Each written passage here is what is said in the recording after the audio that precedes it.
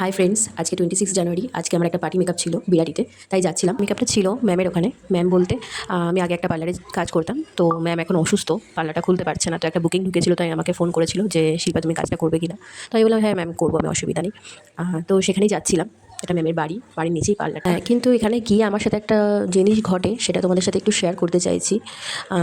মানে লোককে দেখলে বোঝা যায় না যে তার মাইন্ডে কী চলছে কি না চলছে।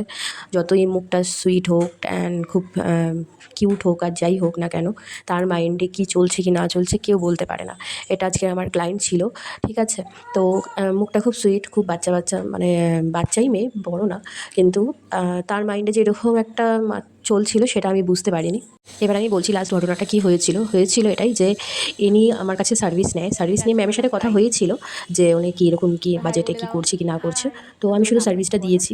তো যখন উনি পেমেন্ট করে, আমাকে পেমেন্ট করে, যখন স্ক্যানার ছিল সামনে, তো স্ক্যানারে পেমেন্ট মানে স্ক্যান করে। স্ক্যান করার পরে তো উনি বলে যে এই নামটা এসছে। হ্যাঁ আপনি ওই নামেই পেমেন্টটা। তারপরে আমাকে মেসেজটাও সিন করায় যে ওনার টাকা কেটেছে, ঠিক আছে। সিন করানোর পরে ওনারা বেরিয়ে যায়, মানে পেমেন্ট কমপ্লিট হওয়ার পরে ওনারা বেরিয়ে যাওয়ার পরে তারপরে উপর থেকে ম্যাম ফোন করে বলে যে পেমেন্ট করেছে। হ্যাঁ ম্যাম পেমেন্ট করেছে। তারপরে ম্যাম বলছে পেমেন্ট তো ঢোকেনি। তারপরে ম্যাম সমানে ফোন করে, তারপরে আমি কল করলাম। আমার নাম্বার যেহেতু চেনে না, আমার নাম্বারটা রিসিভ করে বলছে হ্যাঁ আমি পেমেন্ট করে দিয়েছি, আমি এখন ব্যস্ত আছি, এখন পরে কথা বলবো বলে ফোনটা রেখে দিল। তারপরে আর ফোন, মানে আমার নাম্বারটা চিনে যাওয়ার পরের জন্য আর আমার ফোনটাই রিসিভ করলো না। যেহেতু পার্লারে এসে উনি সেজেছিল, এর জন্য ওনাকে আর খুঁজে পাওয়াই যায়নি। মানুষের মানসিকতাটা এতটা জঘন্য হয়।